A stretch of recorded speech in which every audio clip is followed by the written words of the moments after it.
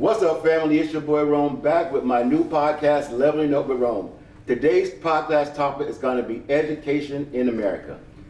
David D. Rockefeller, one of the famous Rockefellers, stated that he wants a nation of workers, not a nation of thinkers. So they implemented the GEB, which is the General Education Board of the United States, which implemented standardized testing and techniques to implement in the school system. Today I have two teachers with me with over 25 years of experience, Miss Nikki Churchwell and Miss Samantha Churchwell. I appreciate you ladies being on my podcast today, but today we're going to get down to the nitty-gritty of our educational system in the United States. So, you guys been in the system for over 20 years. Miss Nikki Churchwell, go and tell me what kind of experience you have in the educational system. Just a small correction. I'll be starting my 19th year teaching this incoming school year, and I've taught in only inner city schools, mostly Title I, lower disadvantaged students. I've taught single gender classrooms, all boys. I've taught traditional classrooms with a mixture of boys and girls. I've been in the classroom as a math teacher, as a science teacher. I've been outside the classroom as writing resource as well. So I have a variety of educational background behind me. Good. I see we have a lot of experience right now. Miss Samantha Churchwell, give us a little background of what your criteria are. Well, good morning, first of all, and it is a privilege to be here. I have been in the Florida education system for 26 years. My main focus in education, or where I have experience, is in the general ed classrooms, although we do have students with disabilities that I deal with. Also, I am a ELL, English language learners, in my classroom. I am mostly in the area where it is more rural, country, if you want to say that, and that is just my experience that I've had as a teacher. Okay, nice. When I was going to school, I see that it's totally different from when my kids are going to school. Things have changed dramatically. I've seen that these kids are in 12th grade, they can't read an analog clock, they can't tell time, they can't write checks, they can't do a lot of stuff. So, with all these programs and all this funding that has been cut by our senators and our president, how does that affect you guys in your job today? Mrs. Nikki Churchwell, go ahead. Well, you said a lot there. But when you say they can't do a lot of things that you were able to do, times have changed. When I graduated high school, I couldn't program a computer. I didn't, have access. Computers weren't in existence. So I think we need to recognize that along with all the changing times, things we teach children has to change. No, they don't graduate knowing cursive. And that's a topic I think that's debatable. Do they need cursive? Right. Are they writing that much that dictates that they need cursive? They're on computers. So we have to look at it in those terms. But yeah, things have definitely changed, and lots of it has to do with budget cuts, teacher shortages, demands that they've placed on teachers, and some of it has to do with parents. Parenting has changed. Yes, parenting has changed. The way we were parent and the way the kids today are being parents, totally different. But again, the environment, society, all of that has changed too. So we've adapted to certain things, and I think it has definitely affected our educational system. Right. Now, speaking of that, I'm glad you talked about parenting, because a lot of parents these days are thinking that they're sending their kids to school for babysitting purposes only. They're wanting the teachers to teach their kids. But really, education starts at the home. The home is the foundation of the education of our kids. Ms. Samantha Churchwell, can you give me some examples of interaction between teacher-parent relationships? How does that go with you guys today? How is that implemented? Well, before I answer that question, I want to go back to the question that you asked of how it has changed. You talked about the analog clock. As a second grade teacher, that is a standard that I have to teach time. I believe that yes, times have changed, but our children need to know the basics. of how to write a sentence. Because if they cannot write a sentence, then they can't write a paragraph, and then they can't do the assessment that they have to write an essay. I have students of 7 and 8-year-olds coming in not knowing that a capital goes at the beginning of a sentence, punctuation at the end of the sentence. These are the basic things that we need to focus on. There are so many programs, so many people coming in on the bandwagon saying that you should teach this way and you should teach that way. As you said in the beginning, when we were in school, our teachers taught us the basics. And that's the foundation. So if teaching goes back to building those foundations, especially in the primary and elementary grade levels, then when we get into secondary, those teachers have something to build on. So I just wanted to go back to that question. Now ask me your question again. Let me go back to that question I was asking you guys. Speaking of a foundation, things change through the years, like Nikki was saying. But there's things that I've learned when I was in school that I don't apply today in my lifetime. Mm-hmm. I think that some of the stuff that we're learning in school is nil and void. That why are we learning these things? You know, why are we learning history? Why are we learning things that we can't really apply to our life as an adult? Well, history is important to learn because if we don't know the process of things that happened in the past, then our children are going to make the same mistakes that we are. So history is important, and I do agree. There's some things that are being taught in our school system that it doesn't apply to everyday life, and I truly believe that it comes down to money. That it's all a money game when it comes down to teaching the basic. When I went to school to become an educator, I wanted to make an impact, a positive impact on students' lives, both socially and academically. But I am doing much more than that right now. So going back to your question, the impact of education and how it's changed, we can sit and talk over and over and over again, but until people come together, the powers that be, and say what is the best for our students, and how are we going to get our students from kindergarten to 12th grade being able to read an analog clock, being able to write a sentence. We have to come together, and no one's doing that. They're giving us things to do, but they haven't been working. And as you can see, our children coming out of 12th grade, they're not ready for life, academically, socially, and mentally. And as you said, it starts at home. Yes, it does.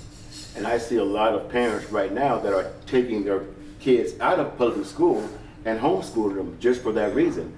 Because like you said, and I'm going to say history, that is his story. It's the man's story about how history. So it depends on what we're teaching our kids. Are we teaching our kids what he say, they say, she say? Or are we teaching our kids pure facts of what actually happened?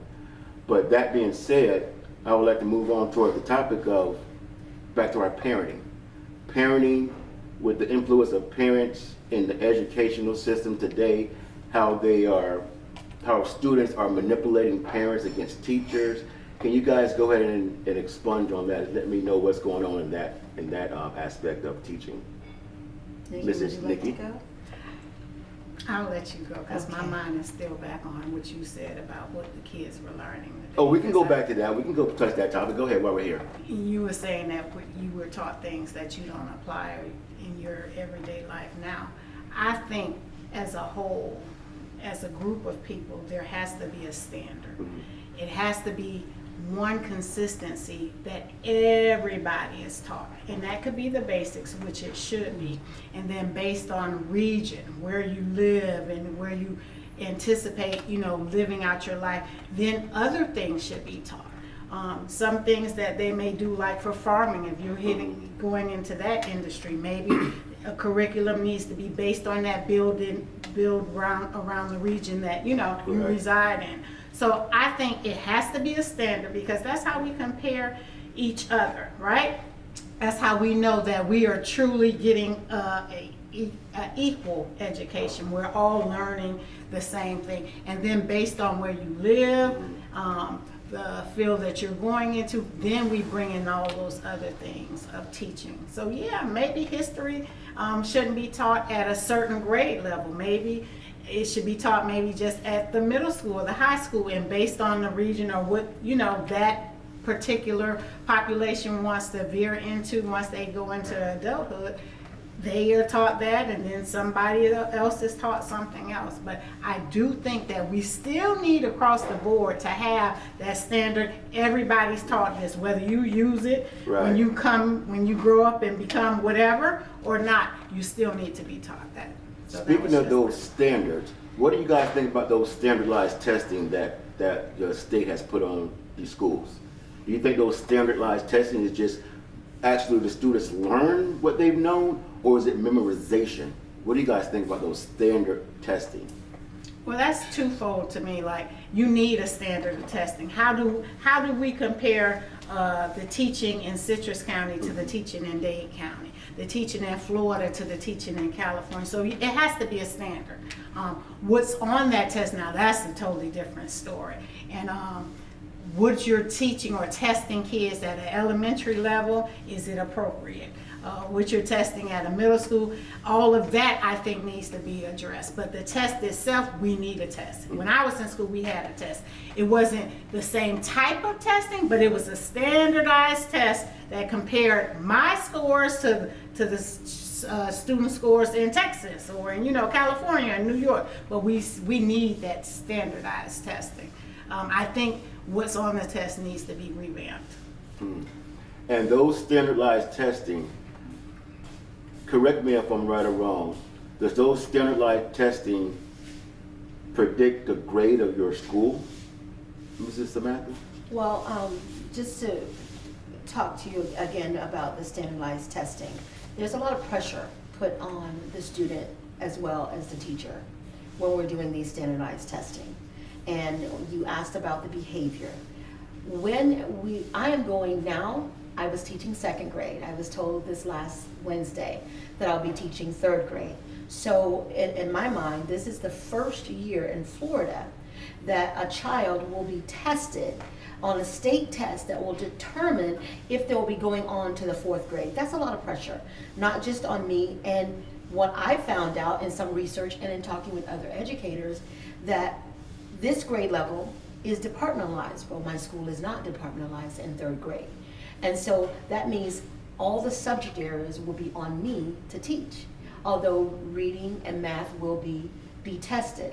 So standardized tests, as Nikki said, it needs to be revamped, because I'm having second graders that are coming to me on a kindergarten, first grade reading level, but they're tested on a second grade level where they have to read two sources, and then they have to answer and compare questions. It's a challenge. It is the standardized test. When I was in school, we took it at the beginning of the year and we took it at the end of the year. This year, these kids are going to be tested on three times with one test and 3 times on a second test.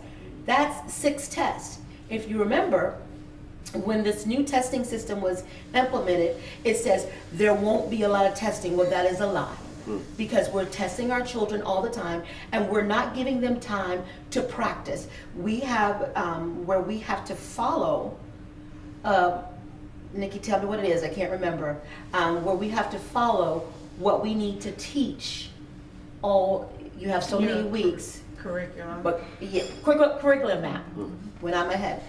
But if I have a child that's struggling with 2-digit addition with regrouping, and I would say maybe 60% of my children, I still have to keep up with that math.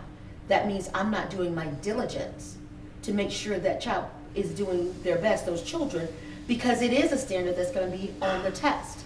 So what I'm saying is the standardized test needs to be revamped for what is age appropriate, what those children can do. We always talk about research-based, what the children can do at this age level. but we're not testing them research-based. Right. They tell us to differentiate. That means each child has a different way of learning. Yes, we need a standardized test, but that child, if his IEP says that he needs breaks, or he can't sit, or he needs seating, alternative seating, then he should have those things when he's doing a standardized test. Sometimes, how it's written in the IEP, that child can't get that, and I experienced that this year, and I felt so bad for the child because it was not written that way in his IEP. So again, when we are looking, just like Nikki said, the test has to be revamped. We need to know what our children are expected to do, if they have the mental capability at that age to do that. And we're not looking at that. This testing comes down to what grade your school gets and how much money your school is going to get. So everything is coming down to the dollar. And I did not become a teacher to get rich. I came, like I said, to be a teacher so that I can have a positive influence on a child socially and academically. Did I answer your question? Yes, and I think that, do me one favor, explain to our viewers, what is IUP? Okay, that's an individual education plan. These are for our students that are, they've been diagnosed with some type of disability, and annually you come together with the teacher, the school psychologist, the guidance counselor, and their ESE teacher. And you get all the data from the previous year. You look at the goal that was set the previous year. Does it need to be changed? What needs to be added to? Like I said, the alternative seating, maybe they need breaks, maybe they need extended time on tests, they may need a human reader on a test.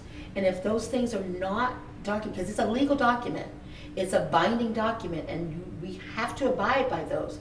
And if you don't abide by those, there are consequences, which can be a financial one to the school if that IEP is not strictly abided by. And it also puts how much time that child is pulled out to work with that ESE teacher, either one-on-one or in a small group setting. So that's what an IEP is. Well, And I it's see. pulled out or pushed in, and it's also it's an individualized educational plan, like she said. But it's not just for students with disabilities. It is also for our gifted students as well. They have a EP as well, and it's just a legal.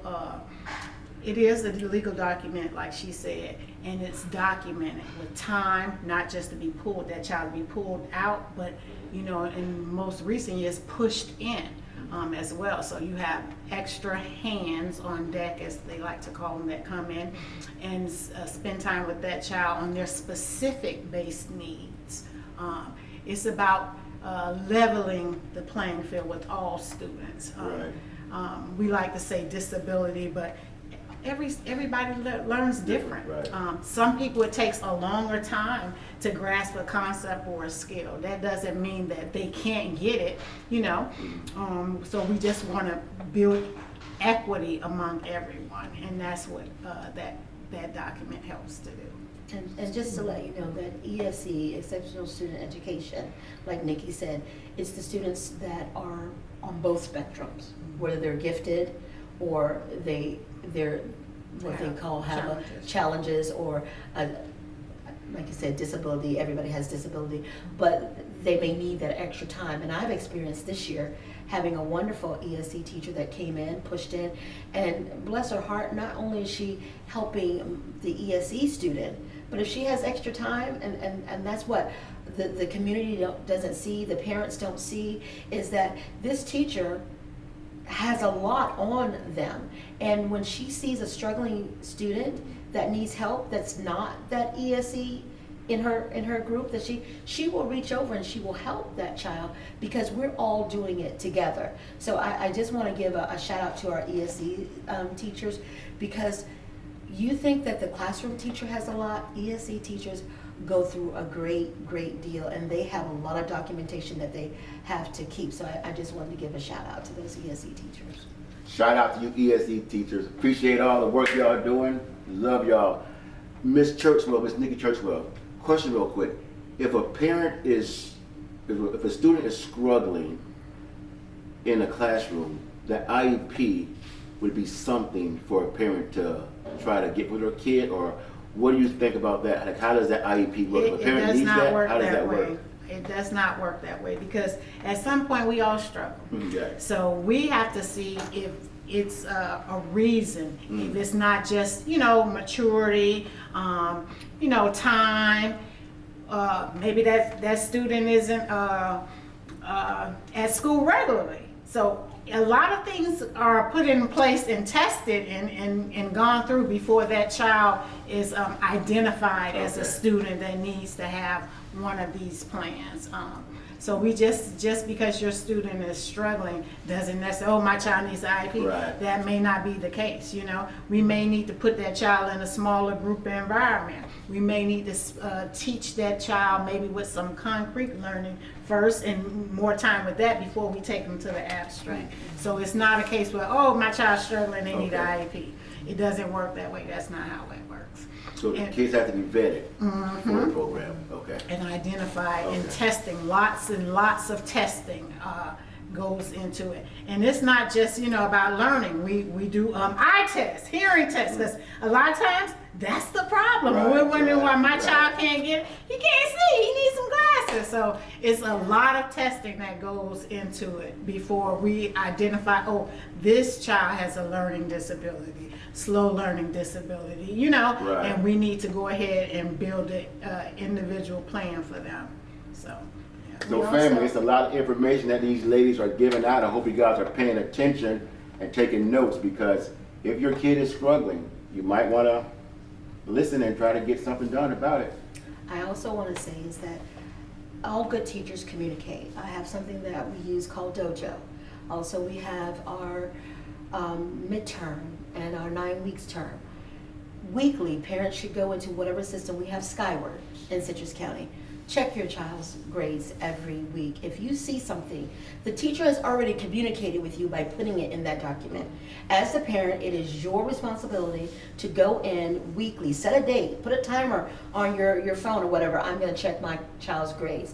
I'm very open about my communication. I use Dojo a lot. And the reason I use Dojo is because it's documented. I can upload forms, because Joe, Johnny, Mary, or Sue may not take that paper home in their green communication folder. Also, as Nikki was talking about how they're vetted, we have something called our tier program. Tier 1, that's the whole classroom. And tier 2 is those children that are struggling at least 1 year behind. Right. Tier 3, 2 or more years behind, and they are tested and they're pulled into small groups, and they're worked on the skills that they may be missing based on either classroom work or based on the standardized testing that we're doing. So there are things out there, and parents are invited to come into these meetings that we have. We have our PST meetings. They come in, they say, we say to them, okay, this is what your child has been doing the last couple of months in second grade. This is what they did last year. As a team, because we have an academic team, we would like to put your child on tier 2, where tier 2, 3 times a week for 15 to 20 minutes, they're pulled together and they're working small groups on those skills. So we are doing our part. But as you said, the parents have to do their part too. And we can only do so much within the time frame that we have. Correct. Parents, do me a favor. Get involved in your kids' education. Start listening to your teachers. Start going out there. Be interactive with them. Start sending in notes. If there's not a communication between you and your teachers, make a communication with them. Now, Miss Churchwell, what are some issues or some things that are holding you guys back from really doing your job? It seems like you guys are very passionate about your jobs and your careers. What are some things that are holding you guys back on really letting your true teaching skills come out? Because I hear it every day about teachers, like something there's principles, there's this, there's that. So what is your struggle about your job? Like, what's the difficult that holds you back? It's a lot of different barriers. Just depending, I think, on the area and the school system that you're teaching in. to start with, but I think personally for me, I'm elementary, but intermediate elementary, which means the 3, 4, 5 level. We have too many skills to teach in 180 days. And it's not even 180 days when you take out all the days of testing that is involved. We were talking about testing before and how we test so much. And I spoke on how we need to revamp testing, right? Where every 5 or 6 years they do a revamp. We went from FCAT to FSA, and now we're at FAST. And every time they revamp it, they swear, oh, it's going to be less testing and it's going to be better. And like she said, we went from FSA where we test, once a year, and now we're at FAST and we're testing 3 times a year. So, but back to that, the skills. I teach too many skills. 180 days, 17 to 19 skills to be taught and tested on. It's just not enough time. We're not giving those students enough time to be taught it, have the practice on it, and put that practice into play before we're on to the next skill. So that's one of my largest barriers, I think, that I struggle with every year after year after year. And it seems like every year they're adding another skill. They're adding another skill. It's like only so much could be taught. Right. It seems like I have a 11th grader, and he was telling me the other day about learning math. Math is a subject that you got to really stick to, you got to really be in tune to. And he was like, Dad, they're moving too fast for me. So I told him, hey, son, go online, let's get a tutor, let's try to figure it out. But a lot of parents don't have the funding and don't have the money to actually put their kids in tutoring. Or I've been out of school for 20, 30 years. I don't know how to still do all that stuff again. So I know there's help for parents in their school or after school programs that can help people with tutoring, but how do you guys do it? Like, how do you guys deal with I got a group that's learning fast, and then I got a group that's way slacking. So where do you guys find a medium, and how do you guys balance that out? Samantha? Well, every teacher faces that every year. We have students that come in that, like I said, this past year I had a child come in at a kindergarten grade level, and I'm supposed to prepare him for a 2nd grade level test. So as I said before, we have our tier program where we pull those children that are tier 2, 1 year behind grade level, tier 3, 2 or more grade levels, and we do the very best that we can. We ask the parents, and we do have after school tutoring. The parents got to get them there. I mean, we can't, the budget has been cut, so we used to have a bus that would take them. We had lunch, a snack for them in the afternoon, very nutritious snack. We taught them and we got them home. This past year, we couldn't do the transportation with the buses, so the numbers fell. So the parents have to put it out there. The parents have to take that initiative, because the help was offered for those kids to get that tutoring. They were teachers that were certified, that took the time. It was a more relaxed setting. It was not that whole group of children. If the children were misbehaving, they were dismissed from the program, and another child came in that really wanted to learn. That's just the way it was, because as you know, there's distractions in the classroom. So your question, what do? We make it as balanced as we can. We assess what we have. We use the resources that are available to us, and we make sure that we give them our best. But again, it comes back to the parenting. If we're offering these services to you, please don't tell me you don't have a way to get them home. Work it out, because if you know tutoring, I charge $65 an hour to tutor. A lot of people may say that that's too much, but that's the going rate for tutoring a child. We have to do what we need to do for our kids. And I'm going to be very frank with you. When a parent comes to me in a meeting and I know that they smoke cigarettes and they tell me what they can't do, I said, why don't you cut back on your cigarettes for a little bit and get what your child needs for them? I'm just being very honest with them, because please don't tell me what you can't do. Let's see what we can do. I'm here to help you. I'm staying after school after my contract time to talk to you about your child. So don't give me the excuses. Let's work on an outcome. That's what we face. And that's one thing that I realized, that a lot of teachers go above and beyond. A lot of teachers come out of their pockets. They spend weekends with these, like grading tests, making up tests, doing this project, doing that project. So parents, help your teachers out. A lot of teachers out there are not doing it for the money, because if they were, they're crazy because of the amount of money that they get paid. But the thing about it is, we're sending our kids to get an education, so we need to help these teachers out as much as we can. And Miss Nikki Churchwell, I know you work in the inner city. I know I see stuff on the news all the time. I hear how inner city schools are bad, but I don't think all inner city schools are bad. Can you go ahead and just let it out there? Just let them know that all inner city schools and the teaching process at these schools. Before we get there, we gotta go back to, these kids, and they're not learning, like you said, we're moving too fast. We do have a calendar. We have a calendar that we must stay on.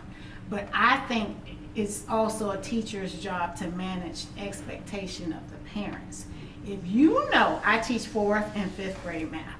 If you know your student is coming into me, and as a 5th grade teacher, your student comes into me and he's at a 2nd grade level or a 1st grade level, what is your expectation for your child to get in 180 days? 1 year, 2 year, 3, it's just not manageable. So that's the first thing I sit down and speak to parents about. I got your student, they're 2 years behind. I'm gonna do everything in my power to maintain that and grow your child at least 1 year, if not more. Right. But that's gonna be a lot of work. So no, he's gonna take that test and he's or she's gonna be assessed on a 5th grade level. What do you think that they're gonna score well on that test? No, but I will show growth.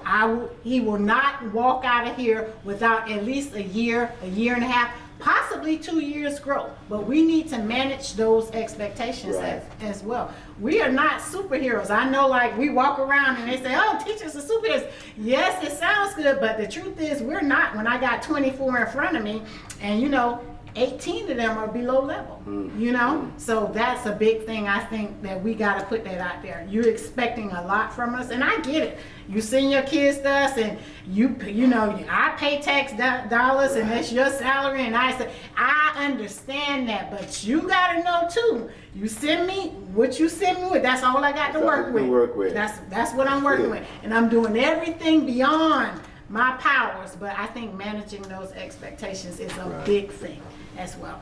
And bad schools, I don't think schools are bad. I think you have some bad policies,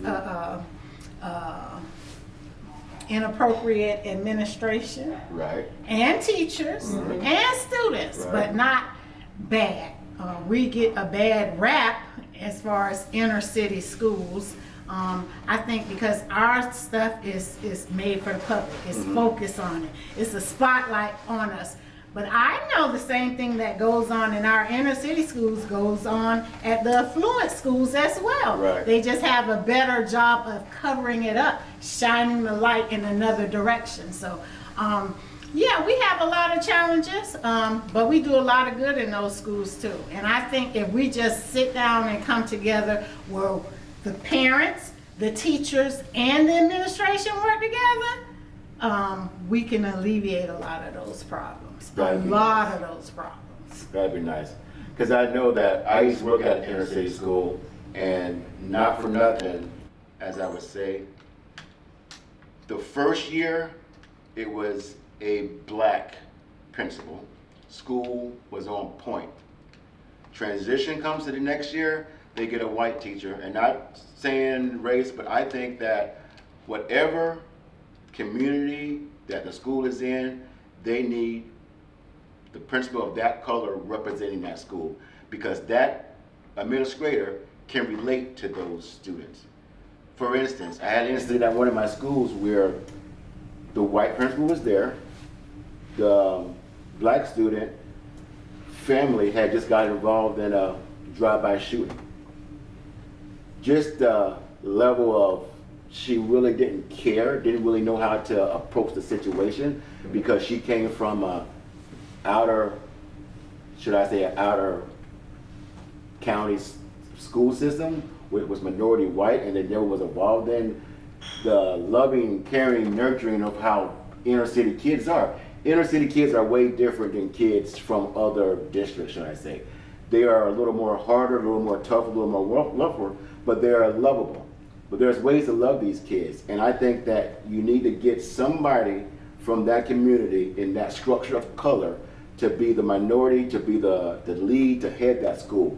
That's the only way that we're going to solve these problems, because if I have a black kid that is acting out in class and I'm a black administrator, I'm able to go to that black kid and check him without the parents chastising me, because they understand how tough it is to raise kids that are inner city. Now, if I was a black guy, principal, in a mostly white school and I chastise a kid, I'm going to be looked upon, frowned upon, and things like that. So I encourage people just to look at your surroundings, look at the people who are teaching and educating your children.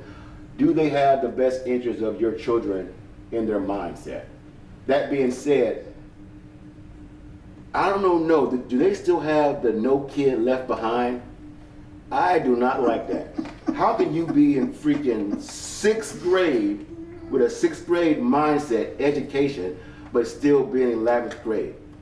That is not doing anything for our kids but making them worse. Yeah, we're So- failing them at the foundational level. They were failing them. At the foundational levels. What I'm finding, 2 years ago, in our district, they took the Title I teachers out of elementary and put them in middle. Why?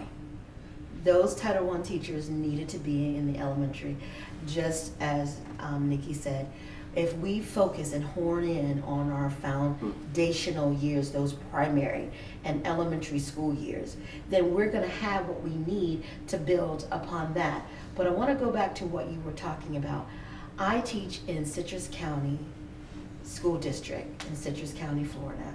I teach at Lecanto Primary School. My 2 principals there this year were phenomenal. There were incidences that happened with me. They supported me. I haven't experienced that in years. And I don't say things just to blow it up their skirts. They are 2 white women. I must say that. We are in a rural community. I am the only black teacher, and I've been there. This is my 8th, 9th year. And I have been there, and my sister-in-law has been, she encourages me all the time because it's not easy. And this past year, I had 38 children starting on my roster. I ended up with 33. Time out. You're telling me you got 38 students in class? Yeah, but let me continue. I did have Mr. Rose, and shout out to him because he has an education background. He's worked in the school system, but he was the long-term sub. All those children were underneath my name. They did very well this year. As the black teacher at Lecanto Primary School, I feel, and it has been said that I don't, but I do get a lot of those challenging children that misbehave. And the parents will either at Meet the Teacher night, they will say, okay, Miss Churchwell, or they'll write to the office and take them out of my class, which is fine with me. One thing I want to say about administrators, you've got to support your children and you must support your teachers. We are there for the children and we must support them in all aspects. If you are a Caucasian, white, whatever, in a school that is not of your ethnicity, get to know that culture. Get to know things that they do, what they celebrate, what they don't. Because that's going to augment you as a person, not just as a principal. And we have to move that way because there's not a lot of black administrators, especially where I live. Hopefully we're going to be getting more. What I want to say is stop moving these kids out of a teacher's classroom because they don't like the teacher. Miss Marilyn Hughes, which was assistant principal at Stanton Wearsdale, she was a sister, and when a child parent would come and say, hey, my child doesn't like Miss So-and-so, her response would be, well, they're not here to like the teacher. Right. They're here to do what they have to do. Because when they get into secondary and they're having the same issues with the teacher, remember they're having multiple teachers. So if you want to move one, you're going to have to rearrange that whole schedule. So let's teach our children and our parents. You may not like the teacher, but that's okay. Sometimes you have to move that teacher. And that all comes down with how the class is run, how we're teaching our kids, because there's a lot of disruptions in our classrooms. Going back to the administrator question that you asked, if we don't have a strong administration, Nana would always say the fish rots from the head down. So if we don't have a strong administration running that class, that school with affection for what they do, knowing that they're there to not only support the children, but the teachers, and have a firm backing, then you're going to have the parents come in, run over the school, run over the teachers, and have teachers leaving. I've experienced it multiple times. But when you have that solid administration and an open communication between the teachers, administration, and parents are the key. And as Nikki said, she brings those parents in and tell them, what do you expect? What is the expectation? Some parents, Nikki, do they know? No. No. So we have to educate them, okay? Because they don't know. The only thing they know is they're sitting in her 4th and 5th grade classroom on a 2nd grade level. It goes back to the basics. It goes back to the foundation. It goes back to having a strong administration and a strong staffing that's going to work in harmony to make sure that our children get what we get. I'm sorry I got on my soapbox, but You know, you're good. You good. Anything to follow up with that, Nikki? Yeah, back to the foundation. We need to revamp that at that level.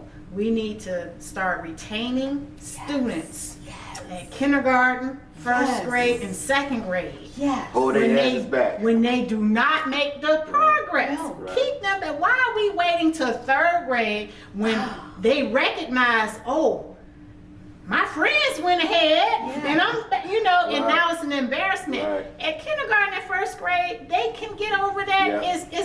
It's nothing to, I don't want to say it's nothing, but it's not as recognizable as when they are in 3rd grade Yes. and they see all their kids and they know that.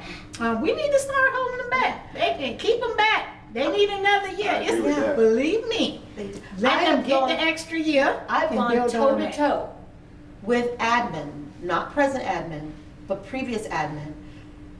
This child is not ready to go on. This child is still sounding out act. And you expect them to read a paragraph? You expect them to read a whole passage? Some of them come to me and they don't know their alphabet. They don't know their phonics, their phonemes, their sounds. And they're coming to me in 2nd grade. Why and how? Admin is not retaining them. And what I always get, and it hurts me to my core, and parents listen to this, they'll catch them when they're in 3rd grade. If you know this in kindergarten and grade 1, why are we gonna wait 2 or 3 more years to catch them? That makes no logical sense to me. But I can't make that decision. I can only educate my parents. Parents, you have a lot to say. You can say, I want my child retained. You can say that. You have to sign a piece of paper, but you have that right. Right. Parents, start standing up for your kids. Start going to bat for them. If you think that your kid is not on level, it's okay to hold them back. I don't think I was held back, but hey, it's okay to be held back because we're pushing these kids into a area which is just setting them up for failure. Closing notes, family. I just want my beautiful family here to let you guys know that teaching is hard. Everybody's not built to be a teacher. A lot of us can't handle it. A lot of us fall. But we got 2 good, strong teachers here, guys, and I appreciate you guys being on my podcast. But one question I gotta know. Why is there such a shortage of teachers today? Why? People get out of the military, people's coming back from all overseas and all that. You guys are hiring bus drivers. People are unqualified, unfit to become teachers today because there's a shortage, I believe. And then the thing about it is, I'm seeing these teachers 20 years old, 21 years old. What life experience do they have? What are they bringing to the table? Because it doesn't seem like these young teachers are really teaching these kids anything. When I see it, I see that these teachers are just in it for the title. Well, the title is not what it used to be. That's number one. Teaching profession used to be well respected, highly regarded. Now we're just glorified babysitters in people's minds. Yes, yeah. Add the pay disparities to that, and it's no wonder they running out the classrooms. Right. No wonder we have huge teacher shortages. No wonder we got subs in a third of the classrooms for the entire year. Right. It has to be revamped. We have to look at teaching differently. And give me two things, before we close, give me two things you think that we should change that can improve our educational system. Give me two good ideas. Before we do that, can I just say Go ahead. my part? What I would like to share with the audience why teachers are leaving. When you have a 7-year-old that will cuss you from Amazing Grace to How Sweet the Sound, and that doesn't happen in my classroom, believe me, it does not, or completely tears the classroom up, where children are being hit with books, children's hairs are being cut, and parents are not coming in to ask these questions. And then I've had teachers maimed at my school by little children. I'm talking 4, 5, biting, literally leaving enormous chunks of meat. We were taught at the beginning of last year that when a child is biting you, don't pull away, go in, and don't try to take their hand off. A human reaction, if someone's biting you, you're gonna do that. Right. You know, but we're being trained not to do that. The public doesn't know. I'm the union rep. She came to me in private, she said, Ms. Churchwell, this is the armor.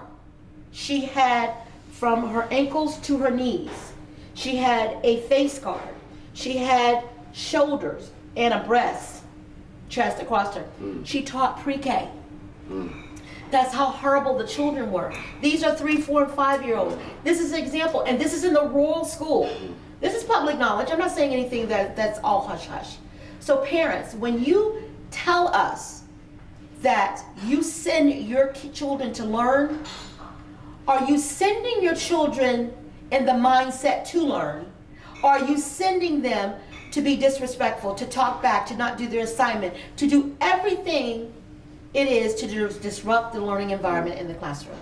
This is one, if not a multitude of reasonings while teaching is having a great exodus again. Right. Well, I see that there's no discipline in class Absolutely either. not. I mean, there's no discipline. No. You can't say nothing to these kids. Nope. You can't discipline them. You Nope. call mom and dad don't even got control of them at the house. So where do we put a stop to this? I remember back in the day, they used to have a school that they send these badass kids to. Oh, they do. They just don't. They can't find in Citrus County. They cannot find enough elementary teachers to go to the Renaissance School to keep them there because those teachers are with those kids all day. They don't have a plan A. They're just with them. They eat lunch with them. It's just not enough money. Right. It's just not enough money to keep them there. There's just not enough teachers. So you're right. And then when a child cuss you out, in 10 minutes they walk back in the classroom with a lollipop. So we're encouraging bad behavior by giving them a lollipop as a reward. Yes. So we're encouraging that. Yes. And parents get very upset when a teacher like me, I can only teach the way I was raised, and I will tell you to go sit your little behind down until I'm ready to come and talk to you. You will not raise your voice at me. I am the teacher. I'm the authority in the classroom. Now sit down. And I have to raise my voice like that. And I have done it with administration in there and not in there. Some parents like it, but when you ask a child to do something, we were raised, you do it. You don't question Why? Miss Churchwell, why do I have to write my name on the paper? Oh, you don't have to write it, but it will go in the garbage can and you will get an F. And that's another thing. Parents, if you don't know this, in my district, I don't know about you, Nikki, if a child makes a 30 on a test, they get a 50%. Because the mindset is, it's hard to bring a grade up from 30%. But when they go on, a 30 is a 30. 30 is a So 30. again, in our elementary schools, we're setting them up for failure. I've never liked that, but that is just our policy in our district. I don't know where it comes from, but it's not a realistic situation to let them know that, okay, I tell my administration, if I come for out of 3 days, you're gonna give me 50% of my pay, or you're gonna give me the 3 days that I work? I don't know. So we have, these are rational reasonings of why teachers are leaving the education system. You have some really good teachers out there. They care, they give their time, they go to children's houses and they tutor them, and they don't charge them. They do their very, very best. But the system is not made right at this particular point. Like Nikki said, it has to be revamped. We have to go back to those basics. We have to hold the parents accountable. That's my last thing. Holding the parents accountable. Stop putting the raising of your child on me. I only want to teach. I only want to educate. I do not want to teach your child how to rationalize their problems. How do they figure out things? How do they tie their shoes? How do they zip up their pants? Even how to wipe their bottoms coming into school. These children don't know these things. These are things you learn before you come to school. But we not only feed them, we clothe them. The only thing that we don't have now is we're not giving them a bed to sleep in. But we do everything else for these children. So parents, you hear that? Stop putting the burden on these teachers. Start grabbing your kids and making them do what they gotta do. If they're not doing it, my mom came to school with me. She made me do it. She snuck it. When I was showing my butt in class, she showed up to class behind me and watched me. So parents, if you have to go to dial a screen for your kid, that's only for love. We want our kids to have a good education. We want them to be successful. When a kid gets a bad name when he's in second, third grade, that name is going to follow him until he's out of high school. And I guarantee you that. Well, teachers, I appreciate it. I've got one last question. You guys don't get paid a lot of money, but you guys fork out a lot of money over the year of teaching. And I know it because I've seen it. So, family, when school starts this year, please help your teachers out. Please donate to the classroom. Toilet paper, hand wipes, sanitizer, paper, any kind of school supplies. Don't just think about your kids, think about the whole situation, because if we don't do this together, our kids are never going to be successful. Just like the great president of the United States said, God loves America, God loves our education. But do we understand that David D. Rockefeller said he wanted a nation of workers, not thinkers. So if you don't want your kid to be a worker, make sure they go to school, do what they gotta do, and start thinking on themselves. Start critically thinking of what their future is gonna be like. Don't leave it all on the students, don't leave it all on the teachers to do their job. Parents, step up. Become accountable. Hold yourself accountable, hold your kids accountable. Because why? This world is getting smaller and smaller and smaller and smaller each day. We need to become a community. We need to become back in the olden days where we respected teachers, we respected the principal, we respected our classroom and ourselves. But today, we learned a valuable lesson from these two wonderful teachers, guys, and I appreciate you guys coming to my podcast, giving knowledge to my listeners. So listeners, I know that you've heard a lot today, but take heed to what they say. If your kid's showing their butt in class, if your kid's failing in class, there's ways, there's help out there. So guys, I thank you for being on my podcast. I love you guys very much. Peace.